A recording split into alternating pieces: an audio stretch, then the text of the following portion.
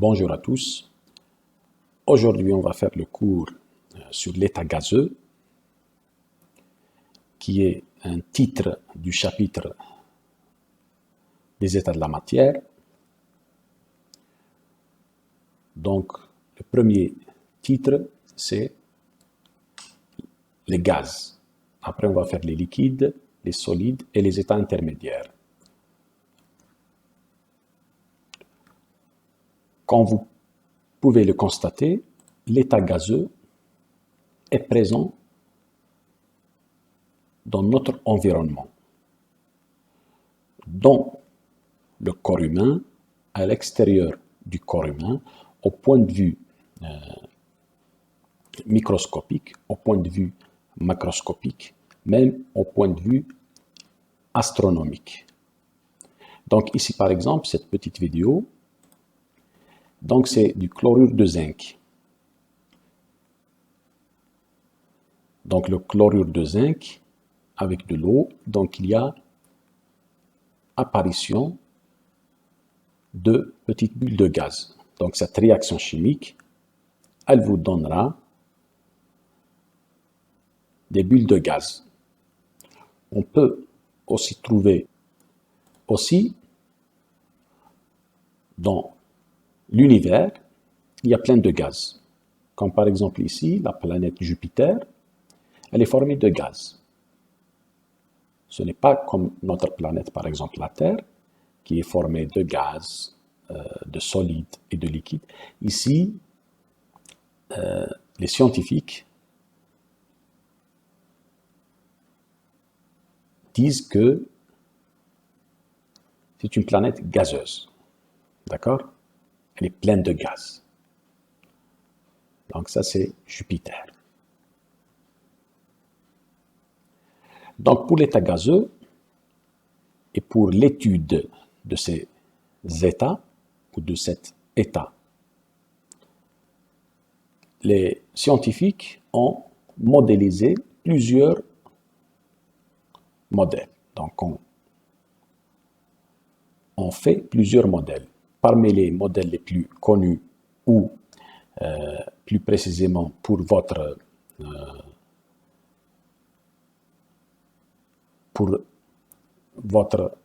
niveau en deuxième année, on vous présente ces deux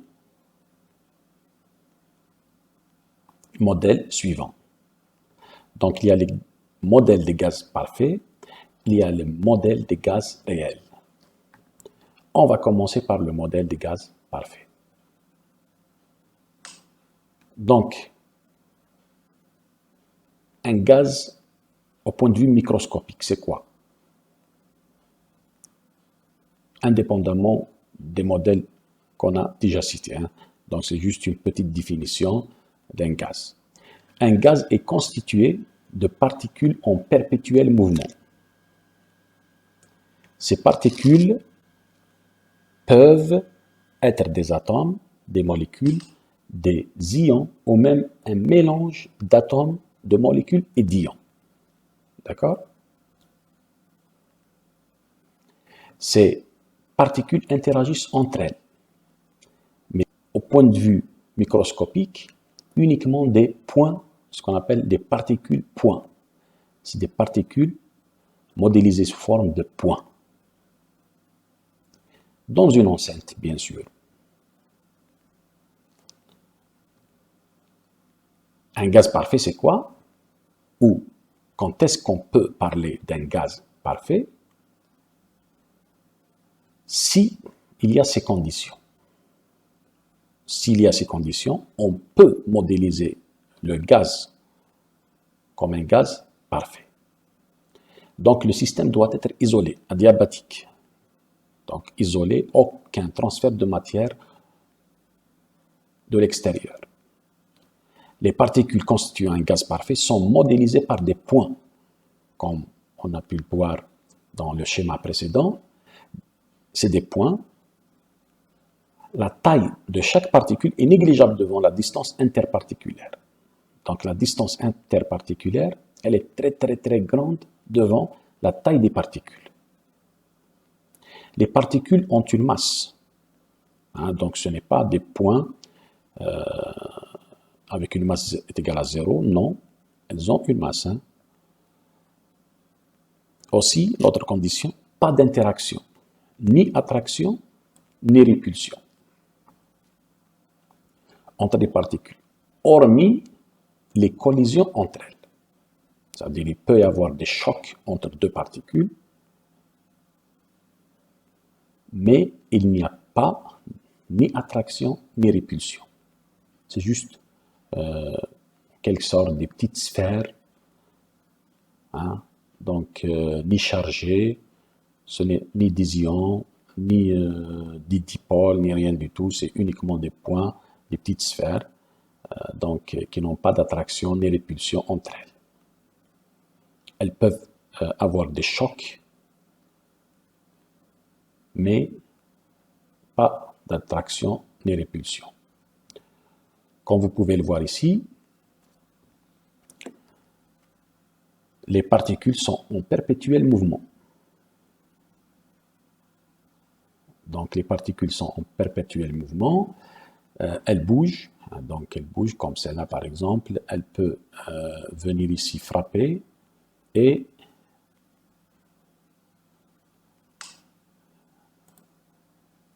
changer de direction, il n'y a pas de problème, contre les parois. Elles peuvent même, comme vous pouvez le voir ici, et voilà, donc dans cette région, est-ce que vous pouvez le voir? On attend un petit peu, hop, hop, vous l'avez vu? Donc il y a un choc entre deux particules, et voilà, donc celle-là et celle-là. Le choc, il était ici. Donc elles peuvent avoir une collision, mais cette collision, on dit que c'est une collision élastique. Ça veut dire quoi, une collision élastique? Il n'y a pas une dissipation d'énergie. Ça veut dire l'énergie avant la collision est égale à l'énergie après la collision. D'accord? L'énergie initiale est égale à l'énergie finale. C'est ça ce qu'on appelle une collision élastique. Il y a uniquement changement d'énergie cinétique. Cette particule peut changer de vitesse, cette particule aussi, mais l'énergie totale ne change pas. Il n'y a pas de dissipation en énergie calorifique ou en chaleur, etc. Maintenant, avant de parler des gaz ou de la loi des gaz parfaits, on va commencer par graduellement, dans le temps, avant qu'on découvre la loi des gaz parfaits, on a utilisé certaines lois. Ces lois sont préludes ou sont une introduction ou sont un avant de la loi des gaz parfaits. C'est un avant. Par exemple, la loi de Boyle-Mariotte. Donc, cette loi de Boyle-Mariotte, elle dit quoi? Si vous avez T constant, ça veut dire nous sommes dans le cas d'une isotherme. Dans le cas d'une isotherme, ça veut dire quoi? Ça veut dire que T est constant durant l'expérience ou durant l'observation. Vous avez cette loi. Si vous avez T constant, vous avez P fois V est égal aussi à une constante. Ça veut dire si vous avez P1 fois V1, c'est sûr qu'il sera égal à P2 fois V2, etc. jusqu'à P1 fois V1. Ça, c'est ce qu'on appelle la loi de Boyle-Mariotte. On a aussi une autre loi qui est connue, c'est la loi de Gay-Lussac. Gay-Lussac, c'est quoi? Si vous avez V constant, ça veut dire que nous sommes dans le cas isochore. Isochore, ça veut dire le volume est constant durant l'observation, durant la mesure de l'expérience. Donc, cette loi, c'est la pression égale en fonction de T. D'accord? La pression égale en fonction de T avec un petit facteur, donc ce qu'on appelle le facteur de proportionnalité. Mais il faut retenir que P est une fonction, donc la pression est une fonction de T. D'accord? Il y a plusieurs lois. Donc, nous, on va voir 4-5 lois. C'est juste pour vous dire que la loi des gaz parfaits n'est pas venue comme ça. Donc, il y avait des recherches, il y avait des réflexions, un effort de réflexion avant de trouver la loi que vous connaissez, PV égale à NRT. Donc, il y a aussi la loi de Charles. Charles, c'est quand vous avez P constant. Nous sommes dans le cas d'une isobare. Le volume, alors, est en fonction de T. Avec K' aussi, c'est un facteur de proportionnalité. Donc, V est une fonction de la température. Donc, c'est la température, hein, ce n'est pas le temps. D'accord?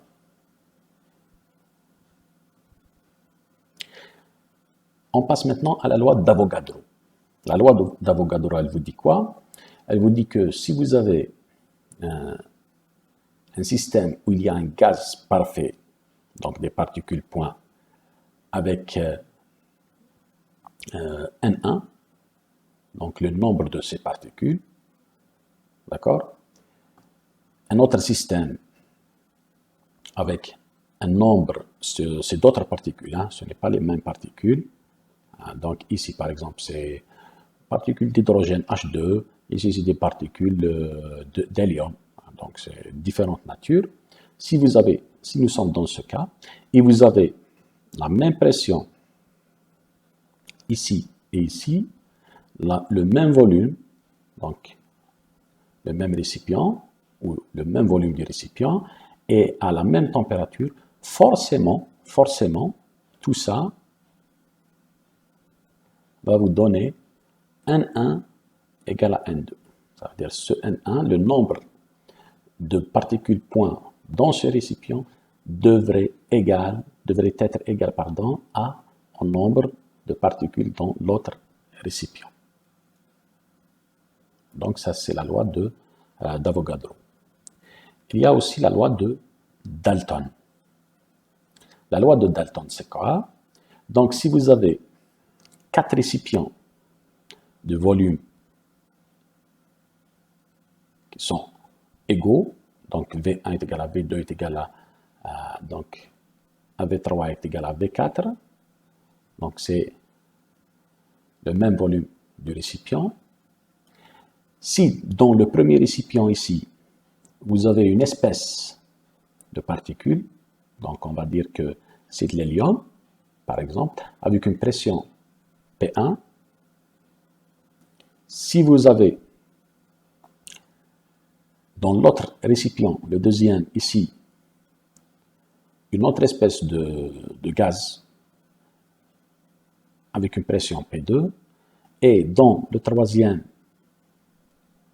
avec une pression P3, si vous mettez les trois espèces, donc les trois espèces de gaz à l'intérieur de ce volume, de ce récipient V4, donc les trois espèces, donc l'espèce verte, l'espèce jaune et l'espèce bleue. La pression P dans ce récipient V4, P, est égale à la somme, ça veut dire est égal à P1 plus P2 plus P3, est égal à la somme des pressions. C'est ce qu'on appelle la loi de Dalton. Maintenant, on a aussi ce qu'on appelle la loi d'Amaga. La loi d'Amaga, c'est quoi? C'est Si vous avez un récipient, le premier récipient, avec une espèce de gaz parfait, avec une pression P1, dans le deuxième récipient, la même chose, avec une pression P2, mais avec une autre espèce, d'autres molécules si vous voulez. La même chose pour le récipient 3, avec P3, la pression P3, et une autre espèce. Si on les met dans un volume, ou dans un récipient, on met les 3 gaz dans ce récipient, ce grand récipient. Si P1 est égal à P2, est égal à P3, est égal à P4, alors la loi d'Amaga vous dit quoi?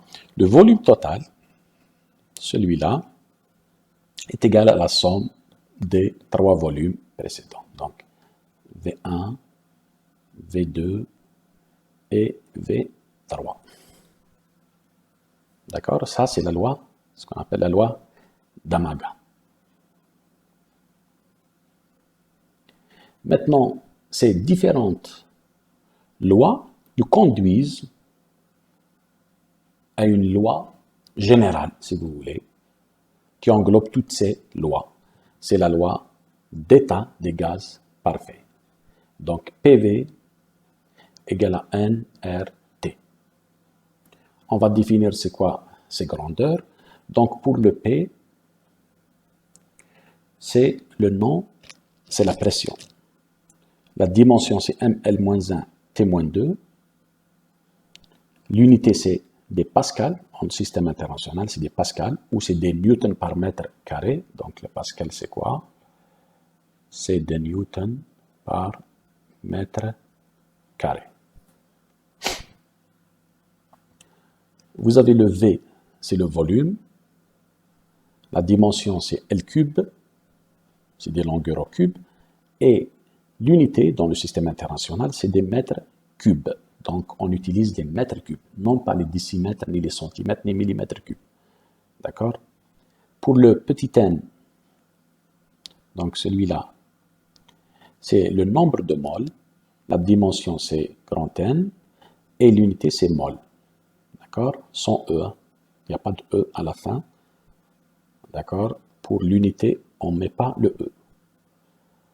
Le R, ici, c'est la constante des gaz parfaits. C'est une valeur numérique de 8,314, si vous voulez rajouter ici un 4. Bon, c'est 8,31, 8,314. Son unité, elle a une unité, même si c'est une constante, comme vous l'avez vu en première année. Donc, même s'il y a des constantes physiques qui ont des unités, il faut faire attention. Donc, c'est des joules par mol par Kelvin. Et enfin, T, celui-là, ce terme, c'est la température. Donc, la dimension, c'est des températures et l'unité, c'est le Kelvin et non pas le degré Celsius. Il faut faire attention. En thermodynamique, on n'utilise pas les degrés Celsius, on utilise les Kelvin.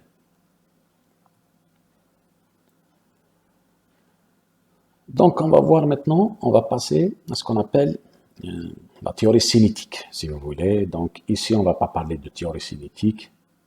Ce n'est pas fait pour vous, mais il faut savoir que l'énergie, qu'un gaz parfait a une énergie, ce qu'on appelle une énergie interne. Tous les gaz ont une énergie interne, dans tous les modèles, bien sûr. Dans le modèle des gaz parfaits, l'énergie interne correspond à l'énergie cinétique. D'accord? Donc, vous avez deux cas de figure pour vous. Vous avez le cas d'un gaz monoatomique. Ça veut dire quoi un gaz monoatomique? Ça veut dire que la particule, c'est un seul atome. Exemple, l'hélium. Par exemple, les particules dans le gaz, c'est atomique. C'est un atome, une deuxième particule, un atome, troisième particule, un atome, etc. Le néon aussi, l'argon, généralement les gaz rares. Donc l'énergie cinétique de ce gaz est égal à 1 demi m la moyenne des V carrés. Donc, ça, c'est parce que c'est une étude statistique en réalité. Donc, je ne voulais pas vous faire ici beaucoup de calculs, mais c'est une étude statistique. Il y a des milliards d'atomes dans un gaz ou dans un petit récipient. Donc, il ne faut pas oublier des milliards, etc. On prend généralement, donc l'ordre de grandeur, c'est le nombre d'Avogadro, c'est 10 puissance 23 particules. Donc, c'est une étude statistique. Donc, j'ai évité de faire beaucoup de calculs. Je vous donne directement que l'énergie cinétique est égale à 3 1 demi kBT. Donc, Kb, c'est la constante. Ici, c'est la constante de Boltzmann. Elle est égale à 1,38 10 puissance moins 23 joules par Kelvin. T, c'est la température. D'accord? Bon, pour l'énergie interne, c'est l'énergie cinétique fois N, fois le nombre de particules. D'accord? Fois le nombre de particules. Quand on fait ça, on intègre ça ici, on trouve ces 3 demi NKBT est égal à 3 demi NRT. D'accord? Ça veut dire quoi? Ça veut dire que NKB, NR, c'est la même chose. D'accord? Vous avez aussi PV égal à 2 tiers NEC.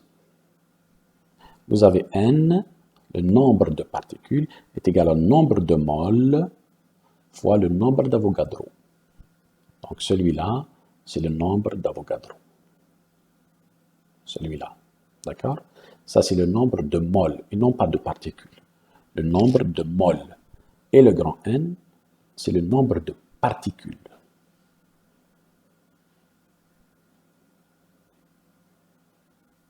Maintenant, on passe à l'énergie cinétique et l'énergie interne d'un gaz diatomique. Ça veut dire diatomique, ça veut dire quoi? Ça veut dire chaque particule de ce gaz parfait correspond à 2 atomes. Ça veut dire 2 atomes font une particule d'un gaz parfait. Par exemple, le H2. Le H2, il y a 2 atomes dans cette molécule. Cette molécule, elle forme la particule. Donc, la particule, c'est quoi? Quand on a dit, donc, le gaz parfait est formé de particules points, etc. Donc, le H2, donc ça, c'est H2. D'accord? Une particule, il y a 2 atomes dans une seule particule du gaz parfait. Ce qu'on appelle le cas d'un gaz diatomique. Di, ça veut dire 2. Donc, exemple, le H2, le O2, dioxygène, le N2, etc.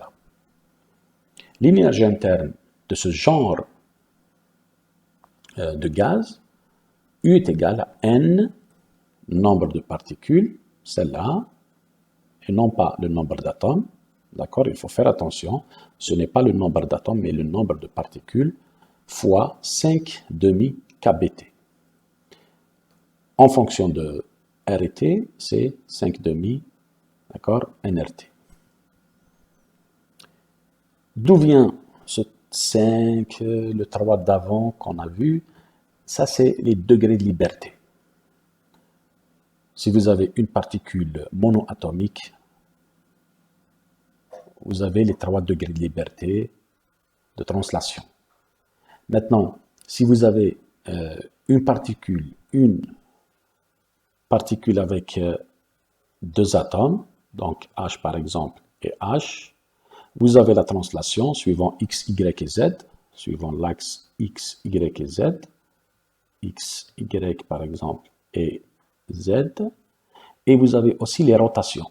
Cette particule, elle peut faire une rotation comme ça, elle peut faire une rotation comme ça, etc. Donc, c'est les translations plus les rotations. Donc, ça, c'est des calculs que les physiciens ou ceux qui font la thermodynamique connaissent très bien. D'accord? Maintenant, dans ce modèle de gaz parfait, il a des limites. On ne peut pas l'appliquer à tous les gaz. D'accord? Ou à toutes les conditions, si vous voulez. Parmi ces conditions, il y a, si vous avez une pression haute, une haute pression, on ne peut pas appliquer c'est une limite pour le modèle de gaz parfait. Pour les basses pressions aussi, c'est une limite. Très basse pression, très basse température, pas la pression, c'est une limite. Aussi, si les forces de Van der Waals deviennent prépondérantes, deviennent grandes par rapport à la distance. Donc, si vous avez les molécules, elles ont une forte énergie de liaison, et après, elles ont un dipôle qui est grand, la valeur du dipôle qui est grande, donc ça risque de perturber donc, une autre molécule voisine. Donc il y a une attraction, si vous voulez, avec une autre molécule voisine. Par exemple, cette particule avec une autre particule, si c'est un dipôle, celle-là aussi par exemple un dipôle, comme on a vu le dipôle de Kisson, de London, etc. Donc le dipôle induit, dipôle instantané, etc. Ce que vous avez vu. Donc il faut, si vous voulez revoir le cours, il faut scanner ici. Donc il faut scanner ici pour voir le cours des liaisons intramoléculaires et intermoléculaires. Donc si vous avez un dipôle, ça risque d'y avoir ici la distance D. Peut-être il y a une interaction entre les deux particules. S'il y a une interaction, ce n'est plus le modèle des gaz parfaits. D'accord? Donc ça, c'est une limite. C'est la limite des gaz parfaits. On passe maintenant à l'autre modèle, ce qu'on appelle le modèle des gaz réels. Je vous donne directement l'équation d'état des gaz réels, si vous voulez, ou ce qu'on appelle aussi l'équation d'état de Van der Waals. Elle s'écrit sous la forme suivante. Donc, P plus N carré A V carré, entre parenthèses, multiplié par V moins NB est égal à nRT. On va dire que, on va définir c'est quoi tous les termes. Donc, P, celui-là, c'est la pression. D'accord? C'est la pression. Sa dimension, on a dit que c'est exactement ça. Il y a ce terme qui est venu ici, je ne sais pas pourquoi. Donc, il faut l'éliminer. Hein. C'est exactement celui-là. Donc, il y a... Ça m'a échappé. Donc, ce terme, c'est celui-là. Donc, la dimension de la pression, c'est ml moins 1 T moins 2. L'unité, c'est le pascal. Le volume, c'est des longueurs au cube. OK? C'est des longueurs au cube, c'est des mètres cubes. Le N, c'est le nombre de moles, etc. C'est comme les gaz parfaits, la loi des gaz parfaits, ce qu'on a vu. Le R, constante des gaz parfaits, 831 joules par mol par Kelvin. T, c'est la température, c'est des Kelvin. Maintenant, on vient à ces deux termes.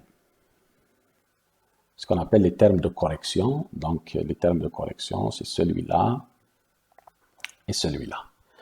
A et B, A, on l'appelle le facteur de cohésion. D'accord? Facteur de cohésion de quoi? De la molécule, si vous voulez. D'accord? Et B, on l'appelle le covolume. Le covolume de quoi? Ou le volume de quoi? C'est le volume de la molécule. On va tenir maintenant compte du volume de la molécule. Parce que dans les gaz parfaits, on a dit que les gaz parfaits est composé de points, de particules points. D'accord? Maintenant, on va tenir compte du volume de la particule et de la cohésion de la particule. D'accord? Donc le A et le B, c'est des valeurs numériques, dépendent des gaz, dépendent des espèces moléculaires. Donc, bon, pour leur unité, c'est des unités pas comme on le voit régulièrement, donc assez spécial, c'est des kilopascals, décimètres puissance 6 divisé par mol carré, et le B, c'est des décimètres cubes par mol. On vous donne des exemples ici, par exemple, pour l'hélium, la valeur pour le A, c'est 3,45. Pour le B, c'est 0,237. Pour le néant, 21,3 et 0,171. Pour l'argon, c'est 136,3 pour A et 0,0322 pour B. H2, 24,7, 0,0266 pour B.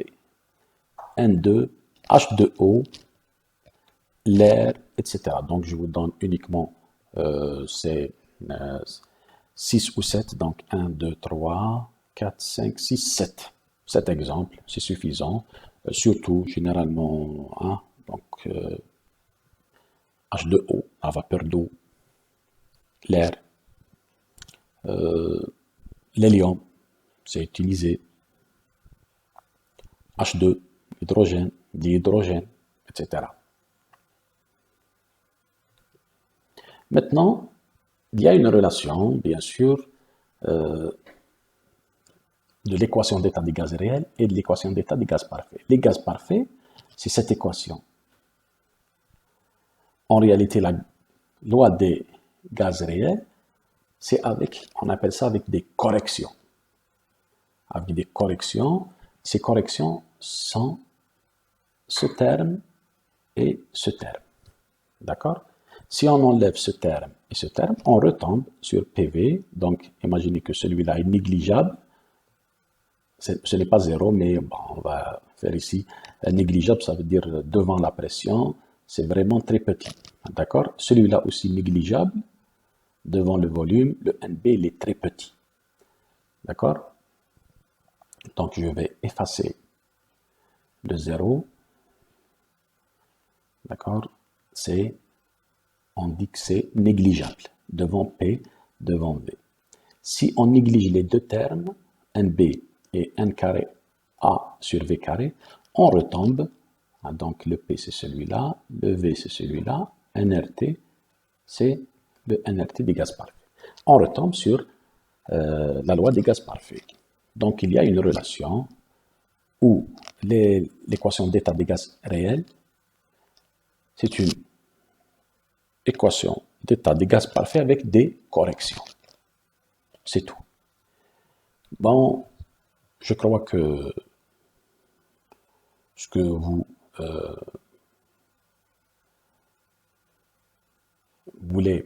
vous pouvez avoir comme information